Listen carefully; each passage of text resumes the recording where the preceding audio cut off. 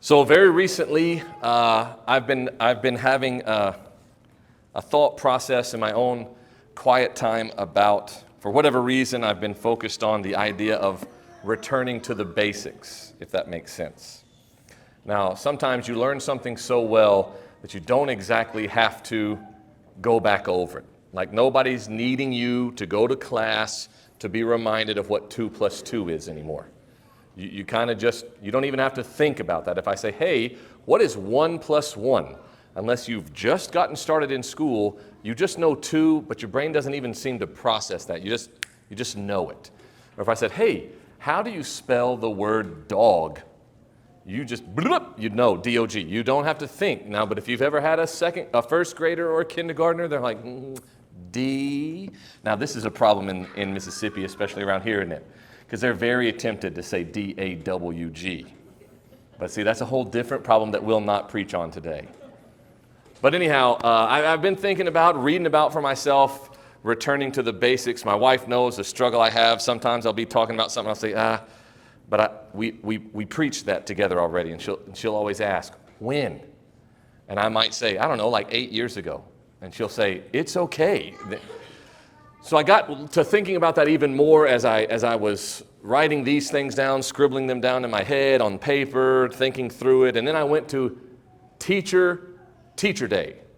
I think it's called in-service or New Year teacher meetings, but I call it the Teacher Day because it's the day that teachers go to be reminded of their responsibility to teach. And I'm looking around the room at people who have been doing that longer than I've probably been alive, and I'm thinking, didn't they tell us all the same stuff last year? Surely you know about dismissal and kind of commanding respect in your classroom and expecting them to do their work and maintaining a positive communication with parents. And I mean, the same things that I heard last time I was in one of these, I was hearing this time, and I'm wondering to myself, how many times have you guys heard this? And then I had this whole idea about how important it is to go over those basics over and over again as often as God will allow it. When I went to, now you're not going to believe this, but I went to Sturgis, Mississippi, and I rode with the Sturgis motorcycle gang. They call it the Little Sturgis Rally.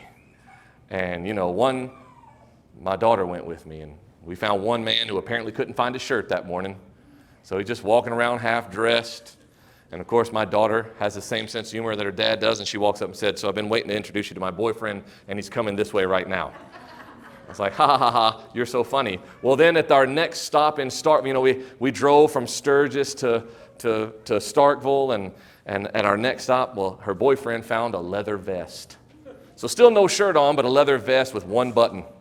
And his vest, now this guy was like a pencil. He looked like one of the legs of that tripod. But apparently he had borrowed this vest from a Cabbage Patch doll because it was like that one little button was, please help us, please. And it's just, how do you be skinny and make your clothes look tight? I don't know, but I mean, that little button looked so pitiful, and that little vest looked so pitiful, but he believed he was the coolest in the whole group of people. I'm not telling you that was just funny, but I've never been anything like that in my life. I went, and I'm grateful because Gary and Linda invited me to consider going, and since I knew someone that would be there, I was like, I'll be safe. I was terrified I was going to choke the trike out in front of people or, pull out in the road while you got 82 people behind you and you're going to pull out in the road, and then you're stopping the whole, I was terrified. It didn't happen, luckily. But if you've never been to something like that, I learned that apparently bikers don't believe in signage. So there was no sign telling you where to go. Like there's no bike rally guys turn here, park here, go. There's none of that. So there's bikes parked in a big group here, and then across here in the field there's some more, and then over there this morning. I didn't know where to go. Some guy tells me where to go. It was apparently the wrong place to go. And so I asked Macy, am I crazy or did he not tell me to park right here? He did, but then the other guy was like, yeah, that's not where you were supposed to go. Anyway, ultimately, you don't know exactly that it's time to get on your motorcycle. You just suddenly notice that everybody else is getting on it. It's not like they have a speaker that says, all riders, please get on your, nothing. You're just standing around in the shade because you're trying not to die in the heat. And all of a sudden you notice everybody's getting on their motorcycles. And so it's kind of like, well, guess it's time to go. And so we get out there, and the little parking lot I'm a part of, there's probably 50 50 other folks around me. And look, y'all don't need me to tell you a part of this. When it's time to start your engines, that's show-off time. Because these things come with buttons. I mean, unless some dude is out there driving a 1970s vintage Harley, this has a button. You just push one button and then go, burp, and it and it starts. Unless you're kicking it and choking, but instead, they all act like they got old bikes. So as soon as it starts, it's all this loudness and this exhaust. You're literally baking yourself to death in the company of 50 other people, all these bikes going off, spewing exhaust, spewing heat. In the beating sun, God sent all the clouds away. It was just blue sky, sun beating down. I personally have chosen to wear a full face helmet, which means my entire head is trapped inside of a helmet. Sweat is running into my eyeballs. I am not having a pleasant time. My daughter in shorts and a t-shirt behind me leans up in the cacophony of all that noise. She's like, "It is very hot." But we're just stuck doing nothing for at least 5 minutes. I'm very confused. And I look up the hill, and it hits me what we're waiting on.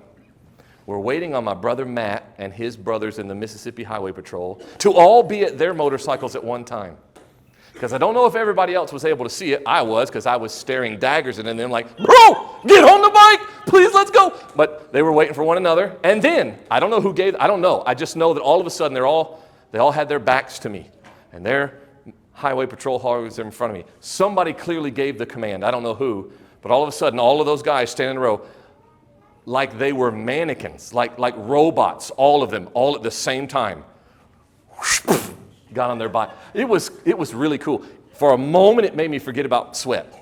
For just a moment, I was like, man, that looked really cool. It was neat. And then it hit me, I bet they have to practice that on the regular. I bet because of the uniform nature of what they do, I bet at least some of them are real sloppy and they have to practice this. And the guys who know what they're doing still practice it with the sloppy guys to help raise them up. And then that made me think about how police officers have to practice drawing their sidearms so often that, like 1 + 1 for us, you just know it's 2. They draw that so often that it becomes that second nature where they don't have to think about all of those mechanics of how you raise it, how you aim it, where your fingers are, all that stuff. They just do it. And it was reminding me of the importance of knowing basic things and repeating them over and over because of the one thing I've never really gotten through my thick skull, which is there's always someone who doesn't know.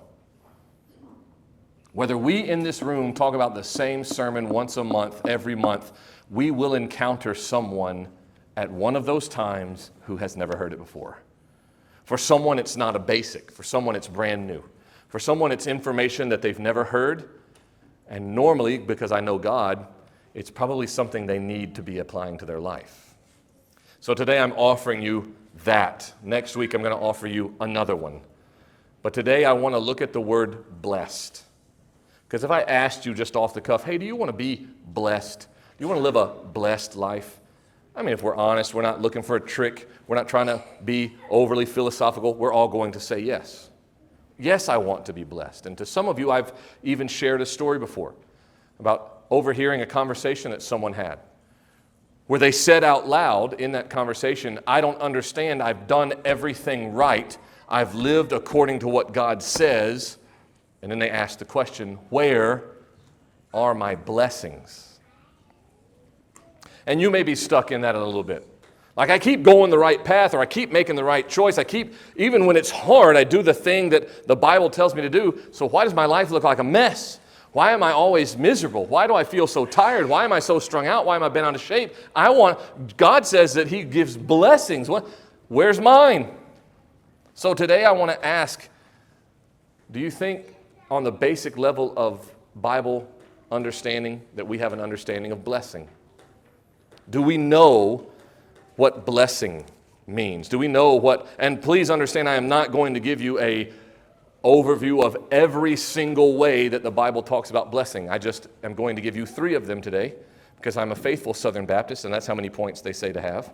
And they all start with the same level, same letter, so this is a really holy sermon. Y'all need to listen because that doesn't happen all the time. But it's about blessing because we need to recognize that the way the world understands being blessed has seeped deeply into the church mind. And we need to make sure we see what God says. We start together with Proverbs 10 and verse 22. Because here's where we begin to get confused. Here there's a statement on blessing in Proverbs 10:22 that says, "It is the blessing of the Lord that makes rich." And he adds no sorrow to it. It is the blessing of the Lord that makes rich. Well, see, by default, just to make it flow in English, we want to, in our minds, add the word one. So we want to say it is the blessing of the Lord that makes one rich. In other words, if God's blessing me, I'll be rich. Our problem is we never stop to ask rich in what? Because if I say rich, what do you don't have to answer out loud, it's not like participatory or anything, but if I say rich, you defaultly think money. That is the American dream. When I say, are you rich? The answer to that question should be in what? What are you asking? Because I might not be rich in I'm not rich in troubles, or I might not be rich in health problems, because you can be. In America, if I ask you if you're rich, the presumption is I mean money. Everything about when we first meet folks is baked into this. You meet, I don't know about being a lady, but fellas, when you meet somebody for the first time, out comes a handshake, right? And one of us is going to crush the other one's hand. That is the rule of manhood. Somewhere in the Mediterranean, after Adam left the Garden of Eden, however it all worked out, he came across some dude, and they must have both looked at one another and said, I bet I can crush your hand. And the guy was like, I bet I'll crush yours. And so let's see. You win! And the first handshake must have been born right then. That's not true. Don't look that up. But today in America, when you shake hands, it's like somebody wants to put a vice grip on there and see if you'll cry, But after that, hey, I'm so-and-so. Oh, yeah, I'm so-and-so. And then, fellas, the question always gets asked, so what do you do? In other words, what's your job? Why am I asking what your job is? Because I'm about to estimate what you're worth. Are you rich? If you're rich, it's a big deal. I'm standing around you. I better pay attention to my position. If you say you're a garbage truck driver, which, by the way, there's not a single thing wrong with that, but a lot of folks will look down on that, and I'm a bank president, I'll be like, oh, and then I'll move on. See, I'm judging based on what you do, because what you do communicates your wealth, because rich means money. And so I read a verse like, it is the blessing of the Lord that makes rich, and he adds no sorrow to it. I think, oh, well, then the blessing of God is money. Because if I sit still and ask, what does it mean to be blessed? Probably, if I'm not sitting in church, and I'm not thinking spiritual things, I will say blessing means wealth, health, or happiness, or a combination of all three, or 2 out of 3, or sometimes one and then the other. But blessing means wealth, health, and happiness. That thereby means you cannot have cancer and be blessed. You cannot live under the poverty line and be blessed. How that would be applied. And if you wake up tomorrow miserable, well, you must be in a blessing vacuum. I'm going to give you one Bible example that pushes against all of that. Perhaps you know the name of Jesus' mother, Mary. She was not wealthy.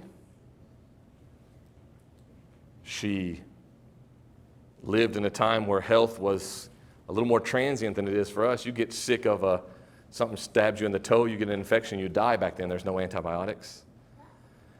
And there's plenty of opportunities in Mary's life to be unhappy, would you say?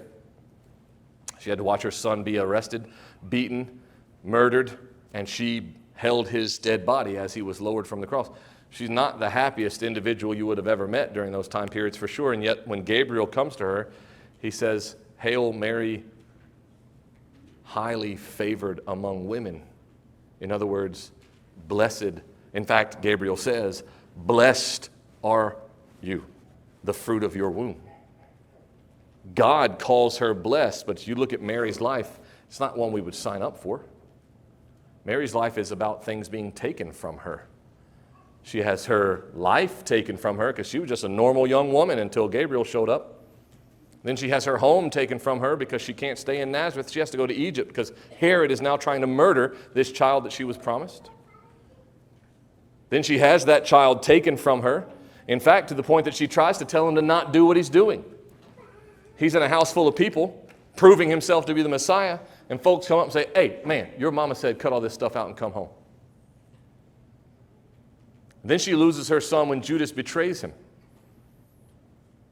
Reason to believe that she was perhaps present. We certainly know she was present when he was crucified, but most likely present when he was scourged, when he was beaten, when he was being marched back and forth in the city from Herod to the law, from the law to Herod, watching all of this happen. Not blessed by our definition of wealth, health, and happiness. And yet God had spoken through Gabriel and said, you were blessed among all women. Well, that one example shows me, my American viewpoint of this must not be correct. So if I want to understand what it means to be blessed, I can decide that I'll define that word by the world, wealth, health, and happiness. And my favorite, you might say, nemesis minister in Texas preaches that message every Sunday to tens of thousands of people. Going so far as to say in a sermon, and forgive me, I mean this not to be offensive or maybe a little, I listened to him speak a message to people once where he said that it was because of his blessing in God that he got a closer parking spot at the supermarket. I'm sorry, what? Now, do I think that God cares about which parking spot you get? I mean, we could have that discussion. But I don't think that you being blessed with an upfront parking spot means somebody else is being unblessed because too bad you got there too late. Blessing isn't wealth or health. You can take my health and I'll still be rich beyond measure according to how God defines this. You can take my happiness because happiness is the most temporary experience you might ever have in life. Because you can wake up happy as a clam. This will be the best day ever. You go put your key in the ignition and turn it, and it makes that dreaded clicking noise. And suddenly all happiness was robbed straight from your heart. So I can define it as the world does. Or I can define it as the Word does.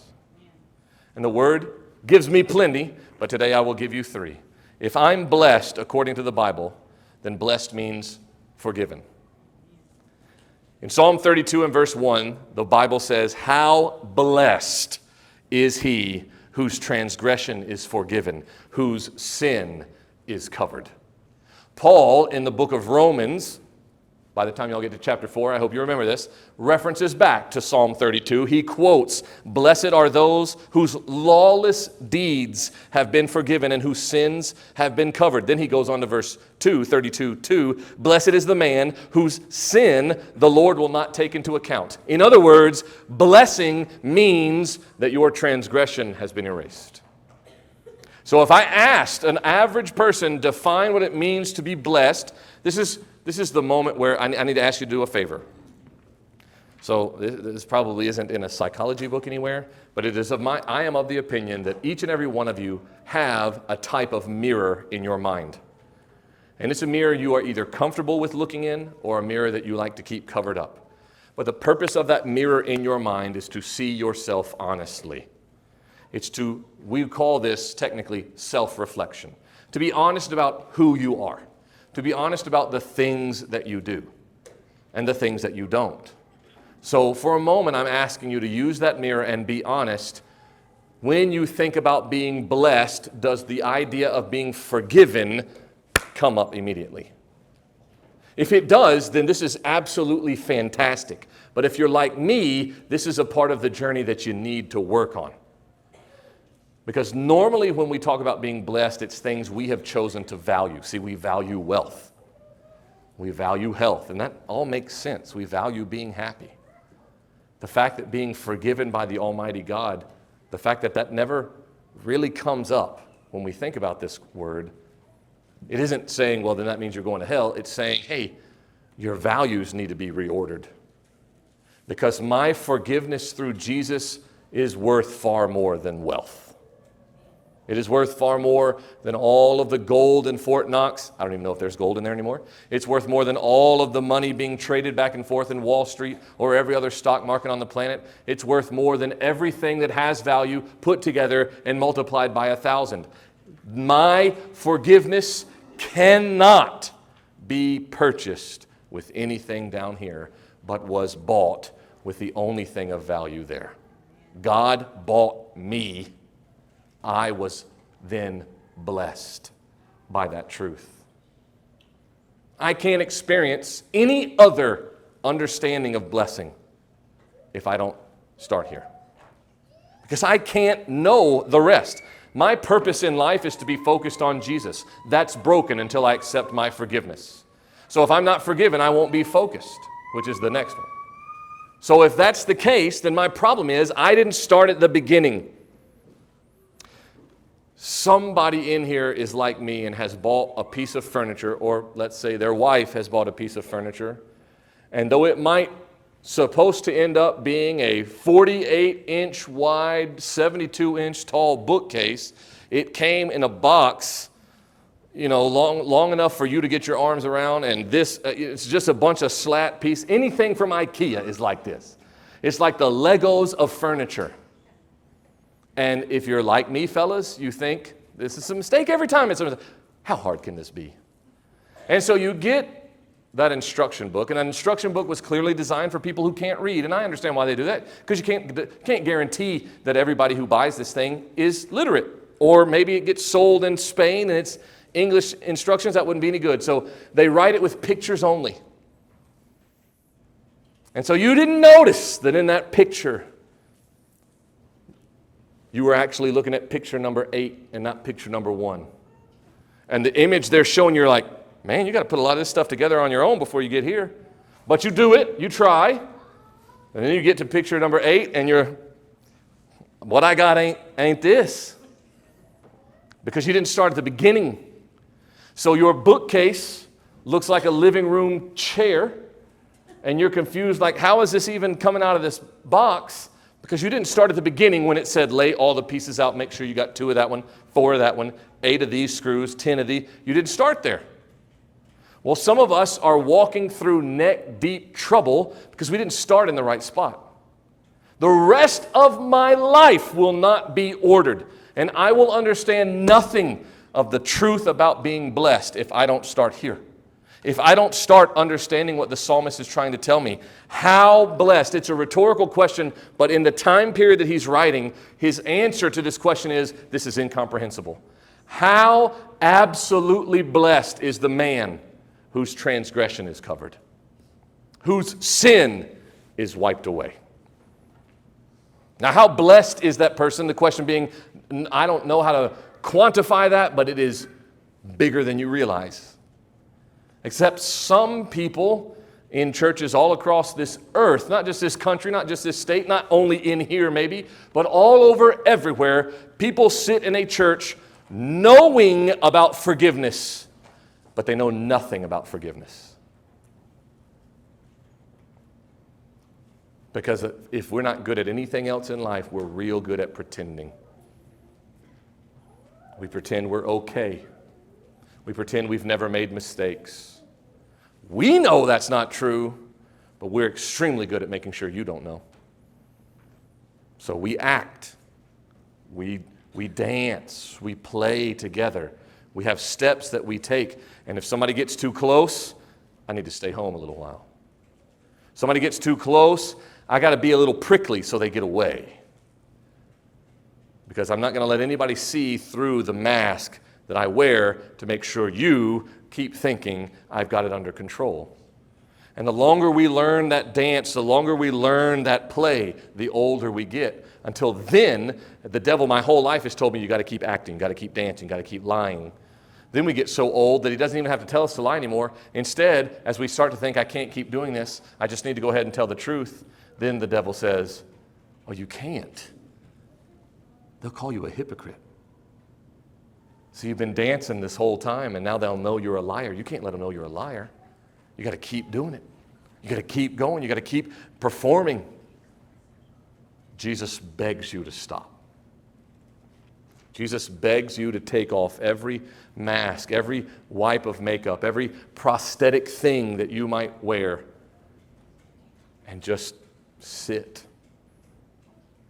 and say, I don't know about everybody else, but I am a giant flop.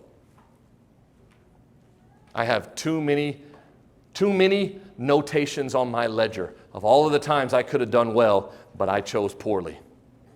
And on that ledger, they didn't come in order of behavior because I did some stupid stuff when I was a teenager, but I got older and I did stupid stuff that made stupid stuff look smart. So they're technically written in bold there. And I know that you see them. And oddly enough, it burdens us to think that Jesus sees it, I'll grant you, but it breaks us to think other people will read that ledger, that they would learn what I have done.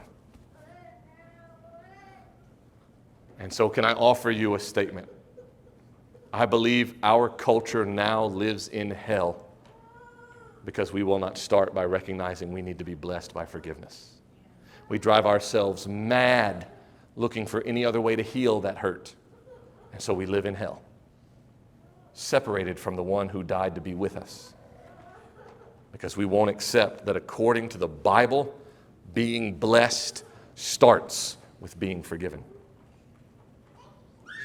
I'm asking you right now to use that mirror, regardless of everything else that your work calls your attention, the grass won't stop growing, it calls your attention, your spouse calls your attention, the repairs you need on your car call attention, the to-do, this sports season for your daughter's last year, your son's last, you got to run these things, you got to do, they all call your attention. Oh, also you wanted to ride that motorcycle ride, that calls your attention. Oh, and you need the right shoes to do that because, by the way, one dude about 6 bikes in front of me just ditched it right in the road and slid and tore his pants and his knuckles and his shoulder, and his bike just drove off without him.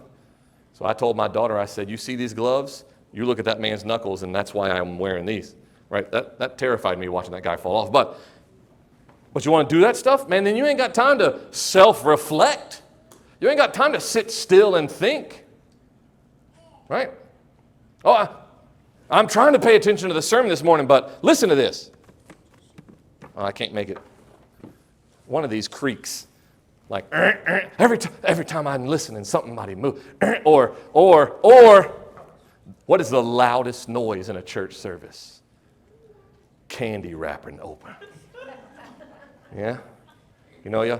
And you're set up when you walk in the door. There's a whole bowl of peppermints waiting on you. Can you pass the test? Some of you try to open them under your legs. Some of you put them behind your back and between the pew. Some of you be like, this is my favorite. I'm going to use this little thing that Brittany gave me. This is my candy wrapper. And this is what some of y'all do this. Because that's not as distracting for somebody, right? Having a pneumonia is not as big of a deal as just ripping that. But anyway, that's the loudest noise in a whole church service. That's the loudest noise ever, right? All these, they're all just trying, you're using that to try to deflect yourself from the fact that there's a mirror where you have to look. You have to be honest, because the only thing you get when you lie to yourself is hell. I'm not trying to be overly dramatic or, oh, that's fire and brimstone and whatever, that's out of fashion. I don't even exactly understand how you get to that place about, oh, that's old school, whatever. I'm just saying, you have to know you. You are the only person on this planet that you can actually know.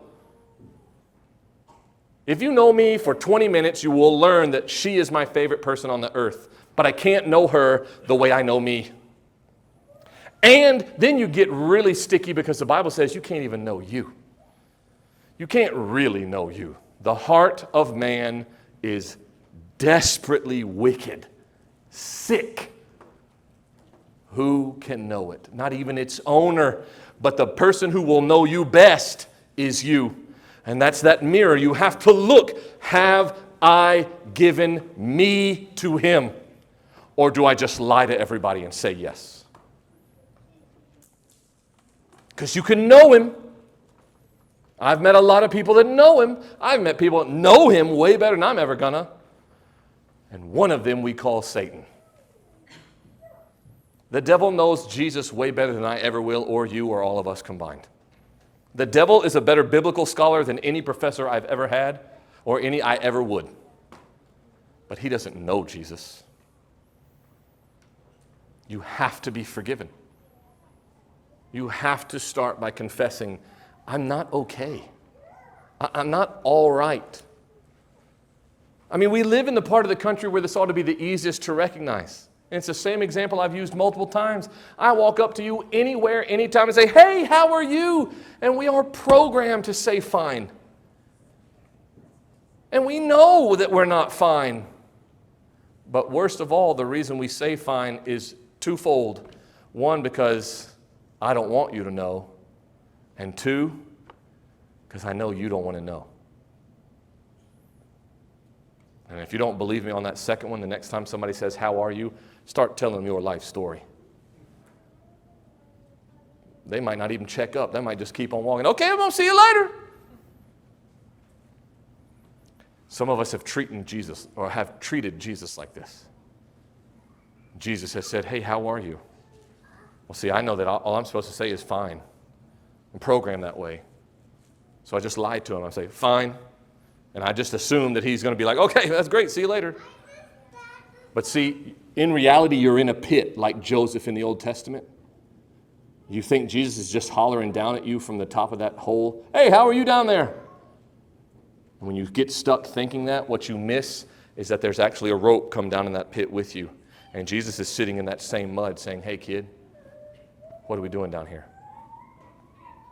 He wants to set you free. He wants you to begin the journey of understanding exactly what it means to be blessed. But it's a decision he asks you to make. How blessed is he whose transgression is covered. The second thing that blessing is blessing means focused. So first, blessing, part of that word means to be forgiven by Jesus. The second thing is it means to be focused on Jesus. Going back to the book of Psalms, in the very first one, Psalm 1 and verse 1, how blessed is the man who does not walk in the counsel of the wicked, nor stands in the path of sinners, nor sit in the seat of scoffers. The very beginning of this entire book of Psalms starts with how blessed is a person who isn't caught up in the world. But I want you to look at that actual psalm. Now, Psalms is a long book. Don't get lost in how long it is. 150 of them in there. We're just dealing with verse 1 of number 1 and then verse 2. Blessed is the person who does not walk in the counsel of the wicked, nor stand in the path of sinners, nor sit in the seat of scoffers. Verse 2, but his delight is the law of the Lord. In other words, blessed is the guy who isn't distracted by the world, but who is focused on everything God has said to him.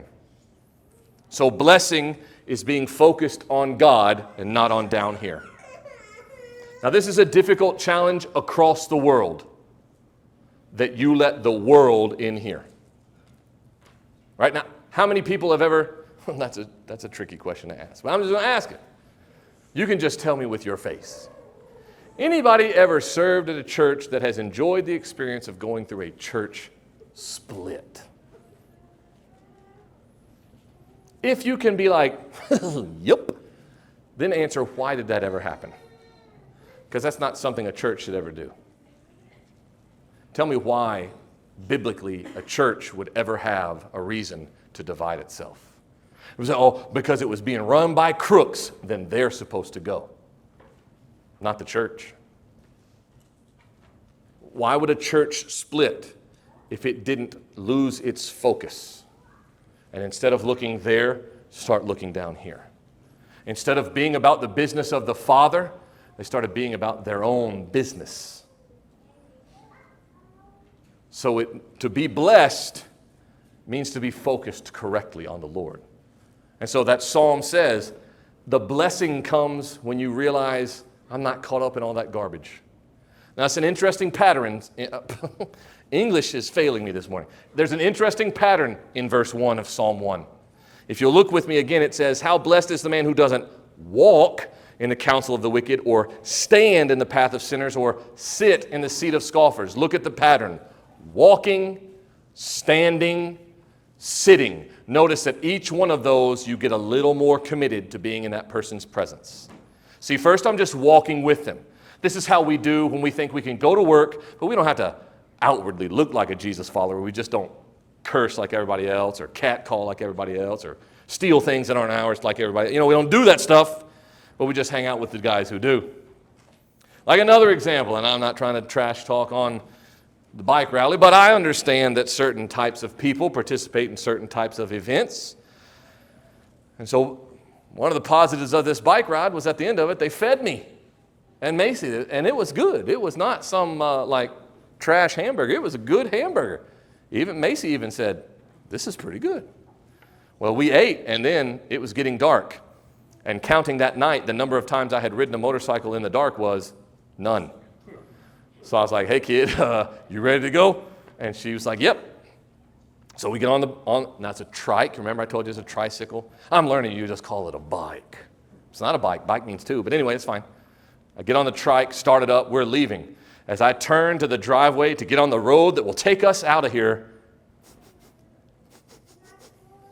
I smell the smell of Woodstock 69, if you know what I'm talking about. It has already come out and people are enjoying the leaf, devil's lettuce, jazz cabbage, whatever funny word you know for it. All of a sudden, now that the sun has set, and I guess some highway patrol dudes had hit the road. I don't know, because how do they know that it's clear to do that? I don't know. But as we leave, I was like, ew, because it's got the most pungently disgusting smell of anything God ever created. And so I holler back at Macy. You have to holler on that thing. It is really loud. I was like, "Can you smell that?" And she's like, "Yes, ew." And then we're like, brr, we leave, right? So I'm just hanging out with those dudes. I'm just biking with those dudes. I'm not smelling. I understand the rules are by watching a lot of old documentaries, the funny, and I'm not trying to be a smart. I can't believe he's bringing this up in church. Well, I'm here to talk about life. The Bible wants me to learn how to live life. All right, the rule of puff, puff, pass. That's the rule when you're with all these people who enjoy this experience. Puff, puff, pass. Who's taking the pass? The guy next to you, I guess. Well, I might not be into this, but what if I'm the guy next? At first, according to this, as I'm walking with them, at first I'm going to be like, "No thanks, bro. No thanks, bro. No thanks, bro." Until however long later. Now the Bible says then you start standing with them. So you're a little more comfortable. You're a little more at ease. I mean, what's the big deal with it anyway? So now you're still paying. You're not, nah. All right? Now you're passing, but you're maybe waving around your face a little bit before you give it. And then the Bible says, what's the third step? You sit down. Now this is where you belong. Now you're doing the thing that you didn't do. Not because you started out consciously saying, "Yeah, I'm going to do that." But the path works. Sin has a process that regularly succeeds. First I just walk around them. Then I stand with them. Now I sit down. In other words, I make my company with them. The psalmist says, "Blessed is the man who doesn't do that." Blessing is not doing that. Then verse 2, blessing is instead focusing on everything God says, who delights in the law of the Lord. Well, I don't like the word law. That sounds like rules. You have no idea how thankful we ought to be for rules. You know the old joke, the reason they put on a hair dryer, "Do not use in the shower," is because somebody must have used it in the shower. And if you did that in the shower, you probably lost your life. Right? I'm glad the rule exists that, hey man, don't take that into the shower. Maybe I didn't have to read the label to know that. Maybe I had parents who taught me that, but I'm glad that rule exists. I'm glad the rule of don't play in the street where log trucks drive by at 6 million miles an hour. I'm glad that rule exists. Because what's the alternative? Right? So where my focus is matters. And the Bible tells me that I'm blessed when my focus is on God. But look at how many things I got to be busy with. Look at how many things I got calling my, all this stuff calling my attention. I ask, this happens every time I start teaching any sort of small group, youth, men, mix, whatever. I'm going to bring something up that I said. So I apologize. You guys have to hear this twice. Today, I started my lesson asking them the question, if someone asks you, "Who are you?" what do you answer? And so we went through all of that. Right? And I tell them my name, or I tell them what I do. I tell them where I'm from. I tell them who my parents are. All these things. But if I would have let them except for my man Caleb, who was always willing to give an answer because he and I probably can hang out a lot more. But, I'm like, man, why are y'all staring at me like I didn't ask you something? Because if I had let them, we could have just sat there in silence. And I said, isn't it a funny thing to not know enough about yourself to tell me who you are? And I find it more interesting that the reason you don't know is because you've given yourself away to scrolling an endless feed on the internet. That's not an old man hating on the internet. I love the internet. But I understand how the system works. It wants to keep your attention so it can sell you something. And so it learns you. It memorizes you. It knows you. And you can't even answer the question of who you are.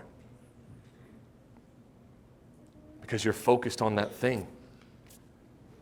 Can you be focused on TikTok for a little while and also be focused on Jesus? I'm not trying to say that going to TikTok means you have abandoned your faith. There's even Christian TikToks. But which order do you go in? TikTok first and then Jesus? Jesus then TikTok? While you're focused on Jesus, are you thinking about TikTok? What does David mean when he says, blessed is the man who delights? I am happy when I am focused on what God wants. That's blessing. Finally, blessed means faithful. I'm forgiven. I'm focused on everything, both the forgiveness part and everything surrounding living in God, and then I'm faithful to what I know. I'm faithful. James chapter 1 and verse 12. Blessed is the man who perseveres under trial. Excuse me? Blessed is the man who stays faithful, is what that means, perseveres, especially when it's hard. That's a super modern translation. Blessed is the man who stays faithful when it gets hard. According to New American Standard, blessed is the man who perseveres under trial. Because once he has been approved, meaning once the trial is over and he is still standing, he will receive the crown of life which the Lord has promised to those who love him. So blessed is the one who actually is committed to all of the things that he was blessed by being focused on in the first place. And blessed is he who is focused on those things because he was first forgiven by what all of those things were revealing to him in the beginning. So you see, it all connects. It all starts here, but it's proven here. Blessed is the one, blessing comes in faithfulness. I am blessed because I am given the strength to be faithful. Have I lived through trouble? Absolutely. Have I had to walk with others through their trouble? Fortunately, yes. And I say fortunately not because I like people to be in trouble, but because that's part of why I was created. I was created to do that. Does it take a toll, Pastor? Absolutely it does.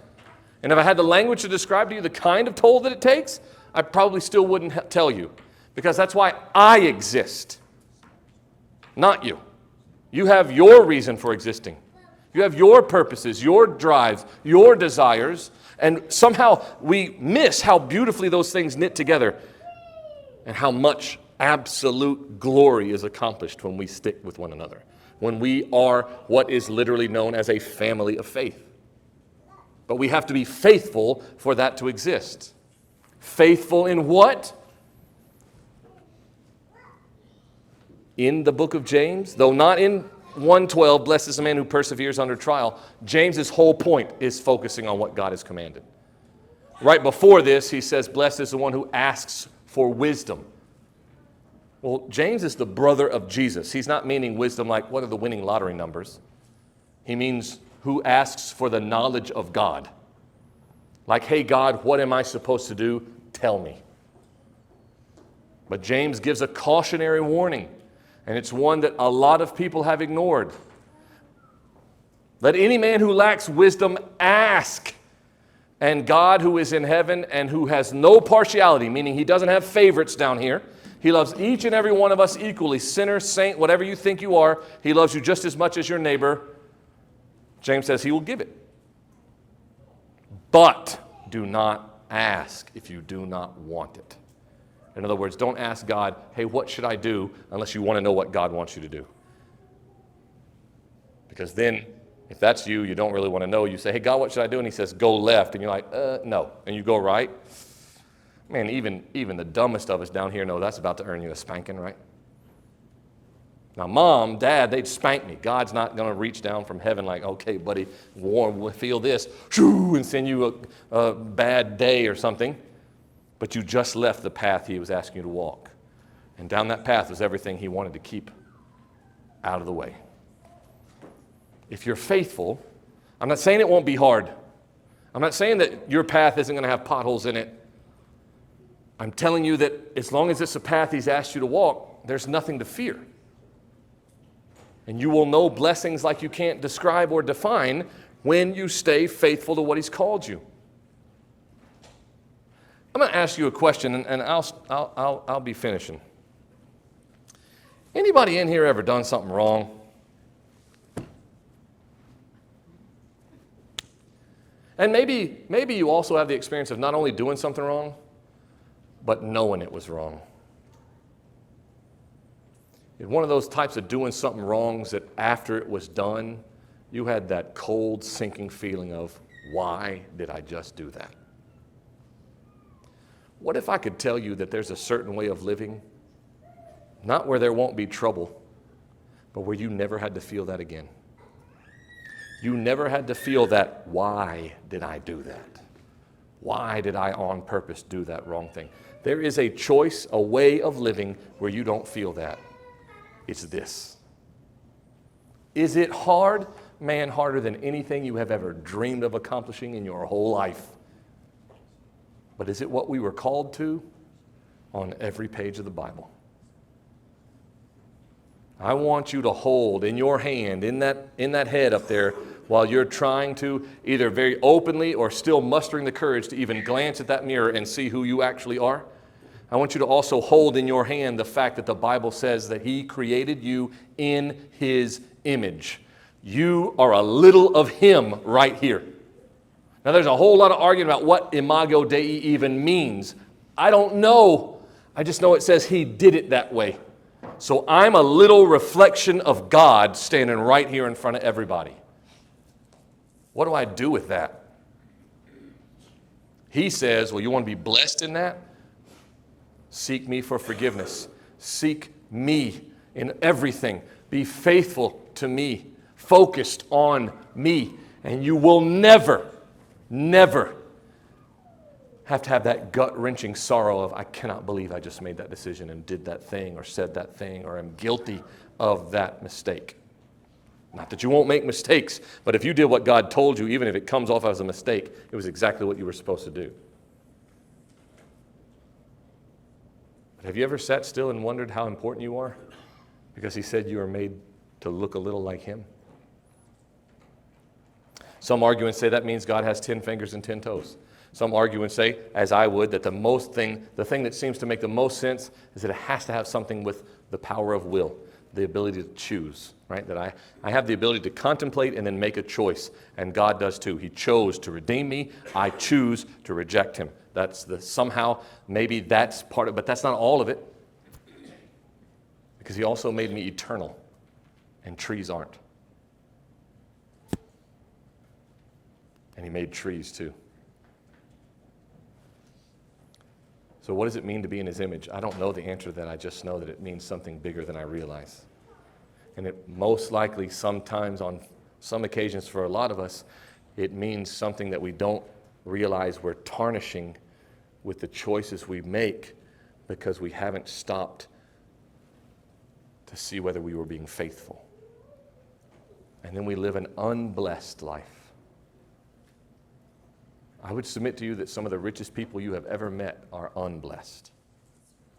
And some of the poorest glowing because of their blessings.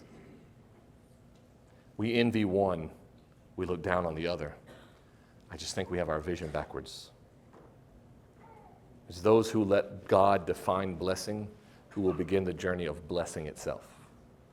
It starts with you being honest about your relationship with Jesus. Period. And I'm offering that as a consideration to you because I personally know through the account of others and living with other people the shame that someone feels when they've been going to church for 20 years, but they finally realize, wait, I ain't right. I have that IKEA thing in my floor because I started on step 7. I don't have a relationship with Jesus. I have a cultural relationship with church. Every cultural Christian who has ever lived is in hell when they die. There is no way around that. Because it is not this church that saves you. It's not that baptistry that saves you. And it sure as a absolute all things is not me. It is only him. And you start there. Find the kind of blessing that you may have never known by accepting forgiveness. But preacher, I've been coming to this church longer than you preached here. They will look at me funny. Man, I don't care. And if they care, I may be teaching them something about their relationship with him too. Jesus said, come to me if you are weary. If you are overburdened, come here. Come to me. I will give you what you look for. I will give you rest because I know you are weary. And what I ask of you, my yoke, my burden, is light. How can all that you ask of me be light? I can feel Jesus in my heart look at me and say, well, son, you tell me how light is what you're doing without me? How light does it all feel while I'm not around, while I'm not invited into your life? My way is what is good for you, not what consumes you. Come to me. Mama said, stop doing all that stuff. Your mother and your brothers say, come home. Jesus said, who is my mother and who are my brothers but them? That's me. He's talking about me. Look, on my ledger are plenty of places where God must have scribbled, this kid is dumb as a box of rocks. But he still calls me son because my seat has my name on it. And no one can have it. It is mine. But it's a table larger than you can comprehend, and your seat is there too. And no one can have it. It is yours. You have to take it. A gift you don't earn. He wrote your name on there when time was created. He made that place for you to have. And the door was unlocked. The key was already put away. There is no lock on that door. Jesus is the way in. That's blessing. You can't buy it. It's just given. And I pray that that mirror helps you see whether or not you know exactly where your chair is and if you're sitting in it. He wants things from us, but he wants things for us. They begin by receiving the greatest gift of all. So if nothing else, would you reflect on that truth and know, are you blessed by his definition? Forgiven by Jesus, focused on Jesus, and faithful to him. That one day you receive that crown of life, and maybe it sure is pretty, and maybe it sure is neat, but the only thing it's good for is throwing right back down at his feet. That's the King of Kings, because you gave me everything I was supposed to get, and more, and more, and more, and when I reflect on it, actually you gave me nothing I was supposed to get. You gave me everything I didn't deserve, and you took from me what I was supposed to have. How could I call myself anything but blessed? Pray with me. Father, I hope you have made sense of all of this that you have shared with our hearts this morning. I pray that we would hear them, but not only with ears, that you would speak to that place that no one here on earth can touch, that you would allow us to hear words that can't be said by a mouth. That, Spirit, you would do one of two things in this room today. You would either pour out a balm that heals every hurt being felt in this place,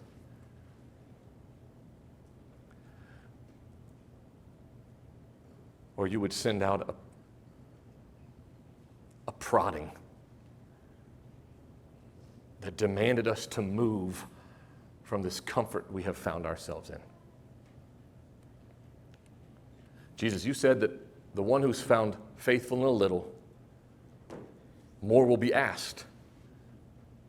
And so I link my heart with every single one here who agrees, I want more. I don't think I can do it, but I think you can. I know I can't do it. I know you can. And so I choose to hold to what you can do, not what I can do, as I ask you, give us more of what you desire from us as your children in this community, to speak the truth and live out the truth and be the voice of truth in a world that has become all too loud with lies at every turn. We are told that blessing today looks like things we often cannot attain. And so then we see this life you have given sometimes as a curse. When I look at you and I allow you to define words, Jesus, I see that through you I have been given everything that can be given to make a person blessed.